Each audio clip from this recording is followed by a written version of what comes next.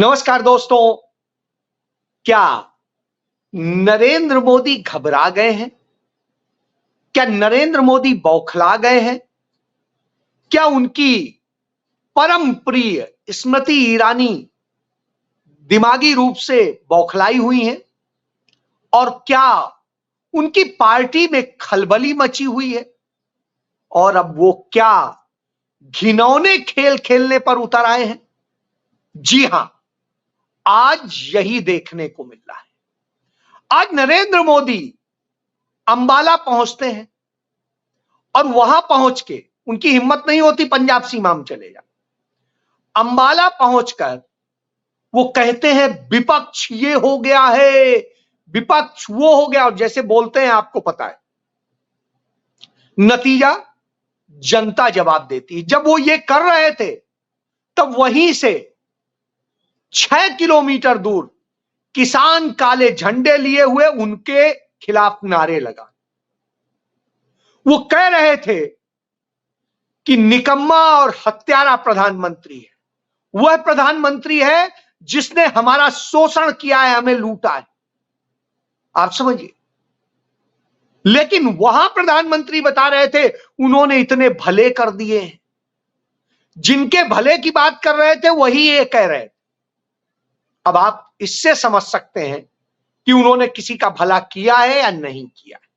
बहरहाल उन्होंने क्या भला किया है क्या नहीं किया है इस पे बात करें उसके पहले आ जाते हैं उनकी परम प्रिय, जो सबसे प्रिय हैं, वो स्मृति ईरानी आज अमेठी में बौखला जाती और अचानक वो मंच पे हु हे हु है हूं इस स्टाइल में करने लगती और फिर बताती है कि प्रियंका गांधी ऐसे ये करती हैं, इस तरह से करती। तो जब वो ये एक करने लगती है, मुकरी करने लगती हैं, लोग अचानक एकदम से अचंभित हो जाते, क्या पागल हो गई हैं क्या? और लोगों को अजीब सा लगता है कि इसको हो क्या गया है। फिर थोड़ी देर में समझ में आता है अच्छा ये प्रियंका गांधी का मजाक उड़ाने की कोशिश कर रही थी। उस प्रियंका गांधी का मजाक उड़ाने की कोशिश कर रही थी जिन्होंने सालों साल इस अमेठी की, रायबरेली की निजी तौर पर सेवा की है, यहां के लोगों से सेवा की है। उन्हें उनको जब दीदी कहा जाता है तो ऐसे ही नहीं कहा जाता है, वो बहन बन के खड़ी होती है, इसलिए उन्हें दीदी कहा जाता है और इसीलिए वो घर घर में पसंद की जाती है। लोग उन्हें चाहते हैं कि प्रियंका दीदी से बात हो गई तो मतलब काम हो जाएगा। जबकि उसी अमेठी के सैकड़ों सैकड़ों लोग यह बता रहे हैं कि कैसे वो स्मृति ईरानी के पास काम के लिए गए और स्मृति ईरानी ने उन्हें कैसे बेइज्जत किया, किस किस तरीके से तमाम ऐसे काम किए कि तमाम लोगों की नौकरियां छीनी, तमाम लोगों को बर्बाद किया। एक पत्रकार ने, बेचारे ने बड़ा सीधा सा सवाल पूछा था, बड़े प्यार से पूछा था, दीदी कह के पूछा था। उससे कहा कि तुम्हारे मालिक का नाम यह है, मैं बात करती। और वो बेचारा कुछ घंटों बाद नौकरी से निकाल दिया गया। वो दिन कोई नहीं भूल सकता है। तो इस तरह से स्थिति है उनकी। बहरहाल जब यह स्थिति हो तो उनके फ्रस्ट्रेशन का कारण समझ में आता है। वो जब सभा कर रही थी तो उस सभा में न भीड़ जुटी थी, न लोगों में उत्साह था। वो लोग आए हुए थे जो या तो उनके संगठन के लोग थे या फिर वो थे जिन्हें, अब मैं कहूंगा नहीं, कुछ लालच देके, कुछ पैसा देके, कुछ तरीके से लाया गया था। क्योंकि लाने वालों से भी बात हुई, उन्होंने भी बताया कैसे लेके गए थे। तो आप इससे समझ सकते हैं कि किस हालत में आकर के ये खड़ा है। अब जब यह हालत हो तो निश्चित रूप से बौखलाना भी लाजमी है। बड़ा जोश था कि हमने तो राहुल गांधी को 50,000 वोटों से हराया था और इस बार राहुल गांधी ने अपने सिपाही को उनके सामने खड़ा कर दिया। उस सिपाही को, जो सिपाही उन्हें डरा रहा है, अब उन्हें उस सिपाही से डर लग रहा है। कि वो सिपाही यदि मोर्चा संभाल लेगा तो उनका क्या होगा, वो कहां जाएंगी। और इस तरह की स्थिति में आज खड़ी, आज उनके जो हालात बन रहे थे वो देखते बन रहे थे, उनकी भाव भंगिमा भाषा सब कुछ बिगड़ी हुई थी।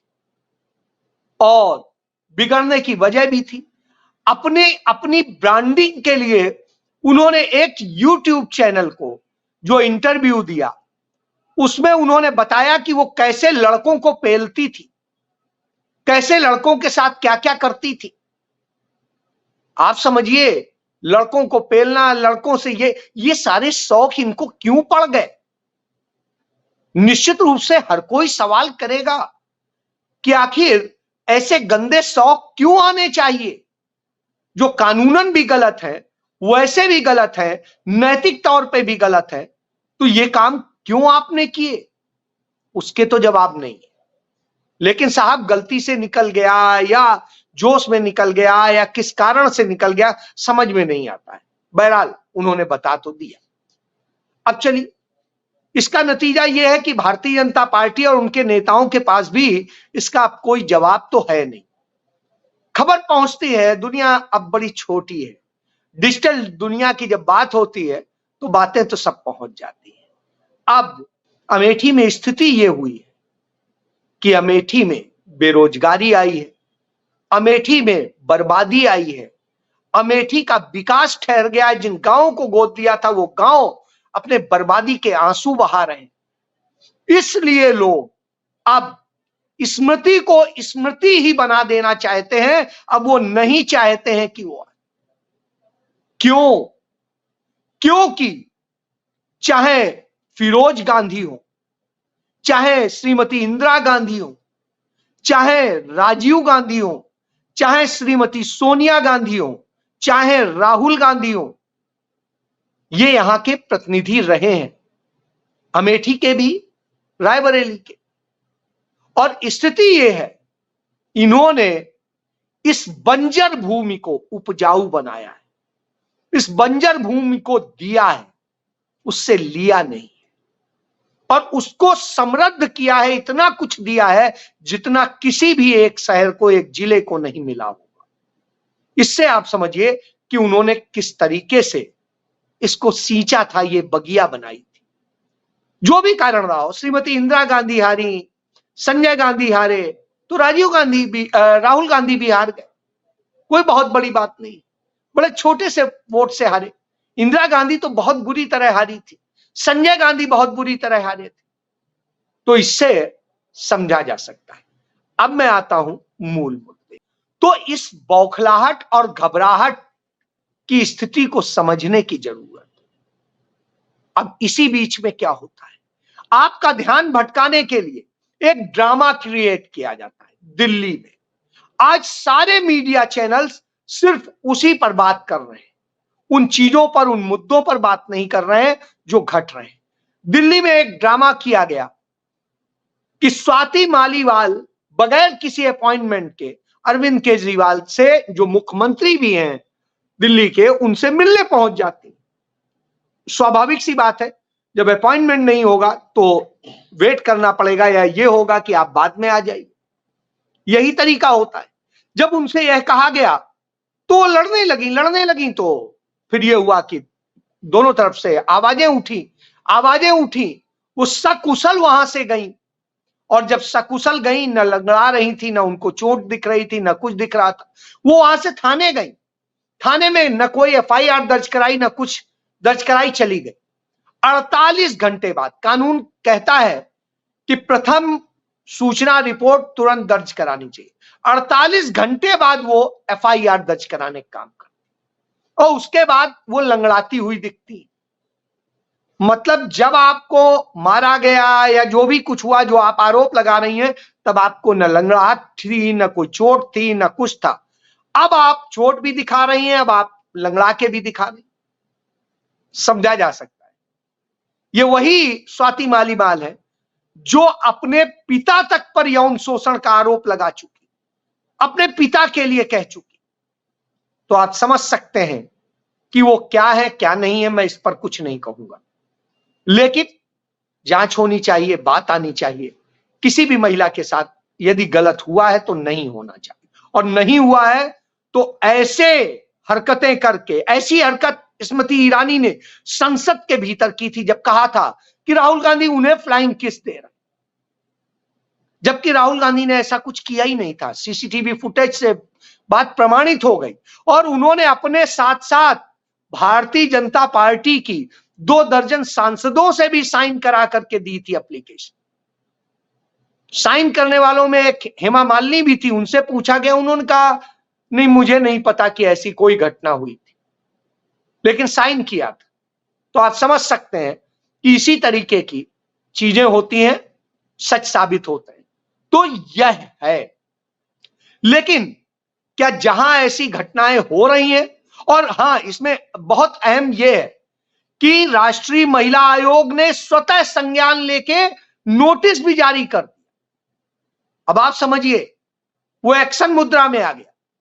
लेकिन जब बंगाल का मौजूदा गवर्नर महिलाओं से रेप करता है और महिलाएं इसकी लिखित शिकायत करती हैं, तुरंत करती हैं, तमाम चीजें देती हैं, तब भी कोई कार्रवाई नहीं होती, कोई नोटिस नहीं होती, कोई सवाल जवाब नहीं होता। कल्पना करिए, कोई सवाल जवाब नहीं, बार बार वो सबूतों के साथ सामने आ रही हैं, लेकिन कोई सुनने वाला नहीं। प्रज्वल रवन्ना, सब कोई जान रहा है, 3000 से अधिक वीडियो उसके मिले हैं, और इन वीडियो के बावजूद कोई एक्शन नहीं। कहती है राष्ट्रीय महिला आयोग की अध्यक्ष, जो नरेंद्र मोदी की बहुत खास है, रेखा शर्मा, वो कहती है कि उसमें कोई सबूत, हमें कोई आधार नहीं है। मतलब इतनी बड़ी घटना के जिसके वीडियो फुटेज मौजूद है, सबूत मौजूद है, महिलाओं की एफआईआर मौजूद है, उस पर आपको कोई आधार नहीं नजर आता है। तो आप समझिए, आप याद करिए मणिपुर में जो लड़कियों के साथ में जो जो घटनाएं, बीभत्स घटनाएं हुई थी, हम कल्पना नहीं कर सकते, आंसू आ जाते हैं सोच के। तब महिला आयोग ने महीनों महीनों वो एप्लीकेशन दबाए रखी, कोई कार्रवाई नहीं की थी, कोई कार्रवाई नहीं, कोई नोटिस नहीं। महिला आयोग की सदस्य नाच नाच के रील बना रही थी, और खुद रेखा शर्मा क्या कर रही थी, जाके आप पता कर ली। तो आप इससे समझ सकते हैं कि क्या हालात, और यही होते 2019 में रेप की एफआईआर दर्ज हुई थी भारतीय जनता पार्टी के नेता और इस समय इंदौर से विधायक। तो उस आदमी के जो वहां प्रभारी बनाया गया था, विजय वर्गीय, और उसके बावजूद उस पर कोई कार्रवाई नहीं की, होने नहीं दी इसी महिला आयोग। तो आप यह समझ लीजिए कि कैसे करते हैं। इसके अलावा आपको याद होगा, जो मेघालय है, वहां भारतीय जनता पार्टी के उपाध्यक्ष थे, प्रदेश उपाध्यक्ष, विधायक, उन्होंने जिस तरह की घटनाएं अंजाम दी बच्चियों के साथ में, उनके फार्म हाउस से तमाम सेक्स रैकेट चलने के बच्चियों के बरामद हुए थे, सब कुछ हुआ था, 4 एफआईआर दर्ज हुई थी। क्या कोई नोटिस किया? नहीं किया, कोई कार्रवाई नहीं की। समझ सकते हैं आप। इसके बाद यदि आपको याद हो, ब्रजभूषण शरण सिंह, जिसने महिलाओं का किस तरीके से यौन शोषण किया, क्या क्या किया, उन पहलवानों के साथ में जो किया, जिन्होंने देश को सम्मान दिलाया था, गोल्ड मेडल और सिल्वर मेडल, सारे मेडल्स दिलाए थे, देश का झंडा बुलंद किया था, तिरंगा लेके चली थी, उनके शोषण के मामले में उन्हें लाठियां खानी पड़ी, उनके साथ बदसलूकी हुई, महीनों महीनों उन्हें धरना प्रदर्शन करना पड़ा। तब कहीं सुप्रीम कोर्ट के आदेश पर एफआईआर भी दर्ज हुई थी। महिला आयोग को कुछ दिख नहीं रहा था, और यही स्वाति मालीवाल तब गई थी तो इनको भी धकिया कर, मार कर वहां से भगा दिया था। तब क्या राष्ट्रीय महिला आयोग को, प्रधानमंत्री को, गृह मंत्री को, भारतीय जनता पार्टी को दिखाई नहीं दे रहा था? सब अंधे हो गए थे, सब धृतराष्ट्र बन गए थे, या सब गांधारी बन गए थे कि आंखों में पट्टी बांध ली? क्यों? क्योंकि भाजपा के लोग यह कर रहे थे। सारे कुकर्म करने वाले कौन थे? भाजपा के लोग। इसलिए नहीं दिख रहा था, इसलिए कोई कार्रवाई नहीं कर रहा। आप हरियाणा में खेल मंत्री संदीप सिंह ने किस तरीके से एक खेल प्रशिक्षक के साथ में यौन शोषण किया था, महीनों महीनों धक्के खाती रही, उसको मारा भी गया, पीटा गया, धमकाया गया, सब कुछ किया गया।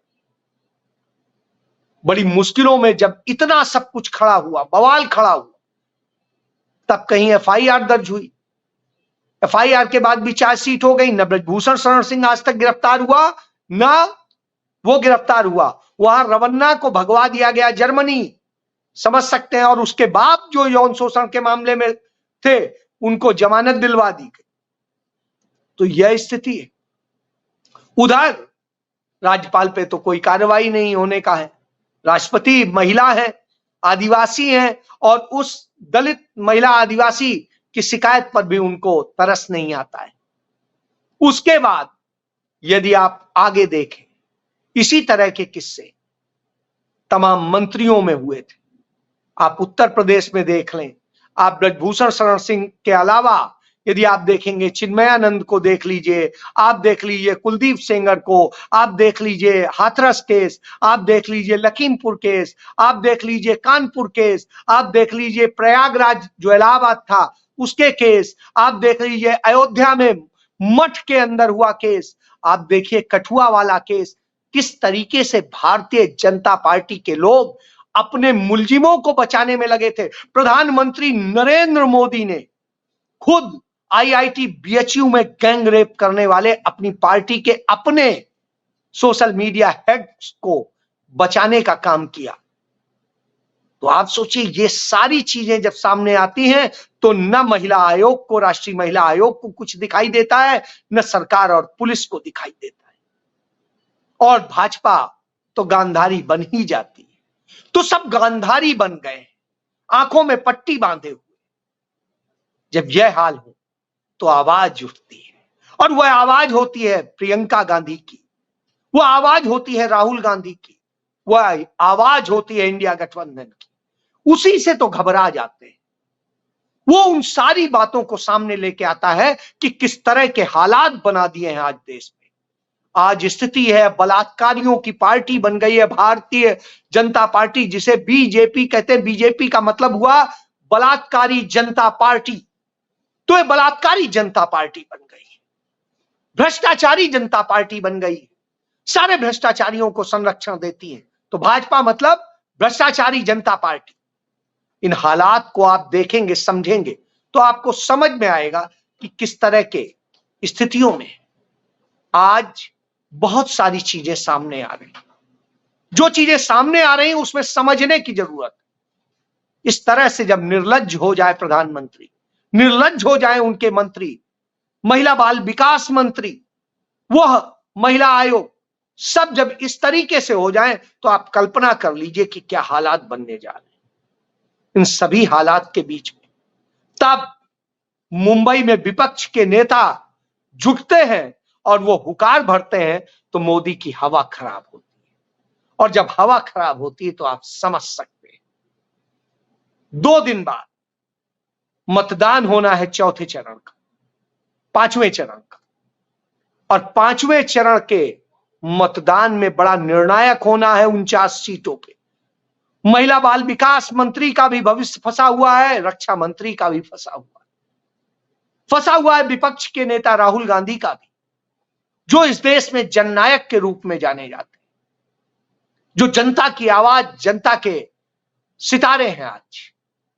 तो ऐसी स्थिति में यह चुनाव बहुत निर्णायक है, इसलिए घबराहट। और इस घबराहट को देखने वाला, यह घबराहट इसलिए भी है कि उस अयोध्या में जो कभी फैजाबाद होता था, उस अयोध्या में भी मतदान होना है। वह भी बताएगा ब्रजभूषण शरण सिंह का भी, के परिवार का भी भविष्य तय होना है, और भविष्य तय होना है तमाम भारतीय जनता पार्टी के लोगों का। तो यही सबसे बड़ा डर है, इसलिए बौखला गया है बादशाह तानाशाह, और उस बौखलाहट में ऊट पटांग की बातें कर रहा है, काम की बातें उसे याद नहीं आ रही। और इसलिए वो वहीं फंस गया है। तो अब उत्तर प्रदेश ही वह कहानी लिखने जा रहा है कि भारतीय जनता पार्टी का वाटरलू बनने जा रहा है।